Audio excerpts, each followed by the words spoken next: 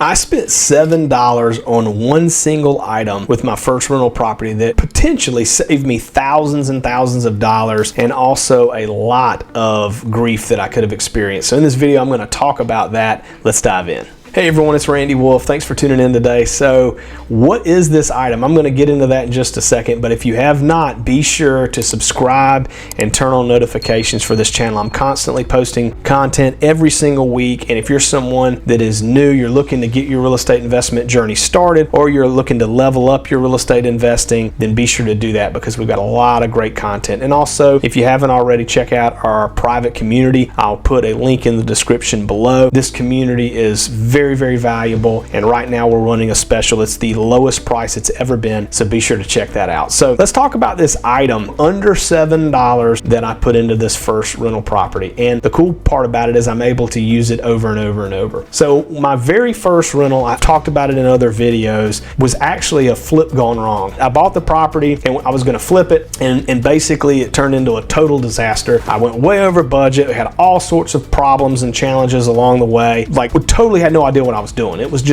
a classic example of taking imperfect massive action. And I talk about this a lot on the channel, and I encourage you, take action, because this thing that ended up in my eyes that kept me up at night thinking I'd messed up and was going to lose money turned out to be one of the best things that could have happened. God had a plan, because it changed my direction of saying I just want to flip to like, hey, I want to build wealth with rental. And so I really am happy things ended up the way it did. But this particular rental, when I bought it, the area was not a terrible area, but it wasn't the best area either. And what I had seen happening was there was a lot of thefts going on with people stealing copper wire and just all the things. And so I was very concerned about that. The second thing that I was concerned about was, and this may be something when you're first getting started that you will have to understand as well, is the fact that I was buying on the first rental property that I bought, I was actually buying supplies and keeping a lot of those supplies inside of the rental property. And so one of the things that made me very uncomfortable is there were contractors that I did not know that were going in and out of that house, had access to that house. And so between the concern of some of the recent copper theft, with the concern of like, hey, some of these contractors, I don't really know them, like could someone steal from me or whatever, I went on Amazon and I bought one of these fake cameras. And it's literally, you can get them on Amazon for less than $7, and it has you put a battery in it, it's wall mounted, you put a battery in it, and there's a red light that comes on. And so I went and installed this camera myself on the property, and I had it literally facing down to anyone that walked up the front steps. It was aiming down at them with the red light on. And I did not tell anyone that it was fake, obviously. And I put that on there, and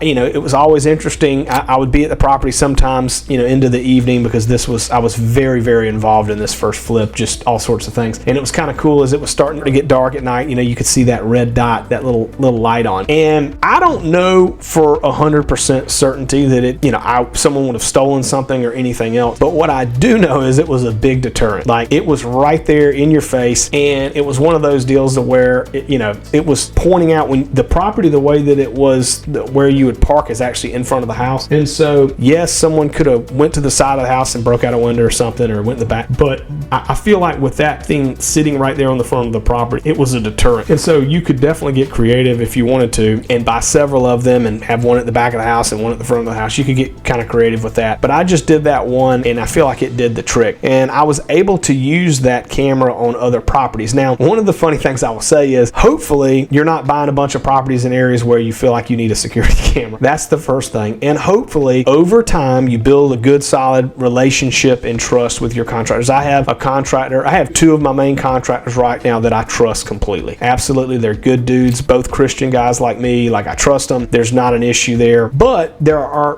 sometimes subcontractors coming in and out. And so this was something that I used, and I think it was effective. I think it did the job, and I was able to use it on other properties. Now, I will say I haven't used it in a while on anything I've bought recently in recent years, but it was pretty cool. It worked out pretty well. And again, again, it was less than $7. So I wanted to share that. This is a short video today, but if you're buying property and you're concerned about theft, or you're concerned maybe that you don't know the contractors, you can put something like that up, and it can be a very, very big deterrent from somebody stealing, you know, materials on a job site, or just feeling kind of like they're, you know, you got Big Brother in the sky. I've never even thought about it this way, but I guess too, you know, if people don't know whether it's real or not, even in situations when you're working with maybe subcontractors you don't know, it kind of like, hey, the owner knows when we're here and when we're not here, because that's a whole nother conversation when you're getting started and people taking a long time, such as the case with this job. It didn't really help me because they took forever to get it done, but that's a video for another day. I was actually paying them by the hour. Don't do that. That was pretty dumb to do, but don't pay by the hour, pay by the job. But anyway, that was it for today's short one. As always, I appreciate you watching. Be sure to subscribe and turn on your notifications so that you can get future videos I put out each week. Take care.